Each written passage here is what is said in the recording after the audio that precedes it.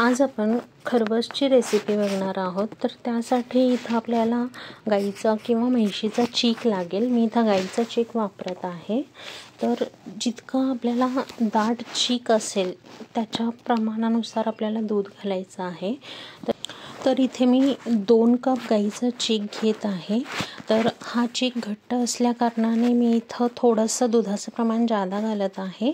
नाहीतर तुम्ही समप्रमाणात घेऊ शकता. म्हणजेच 2 कप जर चीक असेल तर 2 कप आपल्याला दूध घालायचं आहे आणि 1 वाटी साखर असं आपल्याला प्रमाण ठेवायचं आहे. साखरेऐवजी गूळ जरी घातला तरी अगदी टेस्ट सुंदर होते त्याची.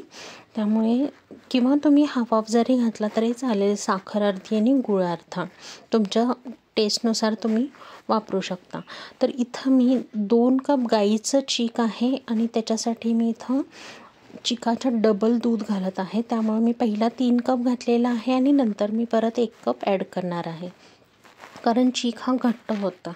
तुम्ही त्याची कन्सिस्टन्सी बघून दुधाचं प्रमाण वाढवू शकता.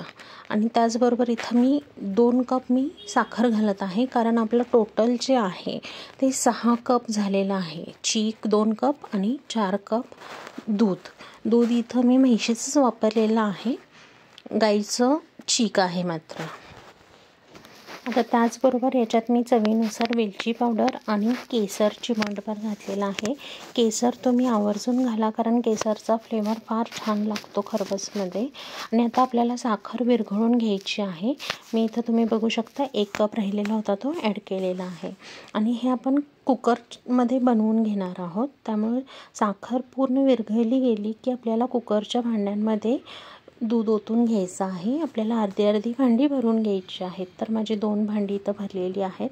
आणि नॉर्मली जसं आपण भात कुकरमध्ये कसा शिजवून घेतो त्या पद्धतीनेच आपल्याला खरवस शिजवून घ्यायचं आहे. फक्त खरवस थोडासा जास्त वेळ ठेवावा लागतो. म्हणजेच एक साधारण 20 मिनिट तरी तुम्हाला शीट देऊन ठेवायला लागणार बारीक गॅस करून. तर इथं मी कुकरमध्ये खाली पाणी घातलेलं आहे आणि मग आपल्याला त्याच्यामध्ये सेपरेटर एकावर एक ठेवून शिजवून घ्यायच्या आहेत. तर पहिला मी 3 शीट देऊन गॅस बारीक करून 20 मिनटं ठेवून घेतलेलं आहे. पण ही एक महत्त्वाची टीप आहे की तुम्ही चीक कितपत दाट आहे त्यानुसार दुधाचे प्रमाण कमी जास्त करावे. चीक कसा घट्ट आहे पातळ आहे जर तुम्हाला त्याचा अंदाज येत नसेल तर एक सिंपल ट्रिक आहे. अर्धी वाटी चीक घ्यायचं आणि अर्धी वाटी दूध घ्यायचं आणि तो एकजीव करून आपल्याला थोडासा शिजवून बघायचा. जर तो रबरसारखा जर शिजला गेला तर त्याच्यामध्ये दुधाचं प्रमाण आपल्याला वाढवावं लागेल. आणि शिजलेला खरवस जर चोथा पाणी झाला तर दुधाचे प्रमाण आपल्याला कमी करावे लागेल. तर या अंदाजाने तुम्ही दुधाचे प्रमाण कमी जास्त करू शकता. आणि खरवस हा गोडच असावा. त्यामुळे साखर विरघळल्यानंतर त्याची टेस्ट करून घ्यावी. कारण तो शिजल्यानंतर अजून थोडा कमी गोड होतो. त्यामुळे दूध हे जास्तीचं गोड असावं. म्हणजे शिजल्यानंतर त्याचं गोडाचं प्रमाण आहे हे परफेक्ट लागतं. आता इथं छान आपल्याला थंड करून घ्यायचं आहे आणि मग त्याच्या वड्या कापून घ्यायच्या आहेत. तर तुम्ही इथे बघू शकता की माझा खरवस हा तयार झालेला आहे आणि अगदी छान अशा वड्या पडलेल्या आहेत.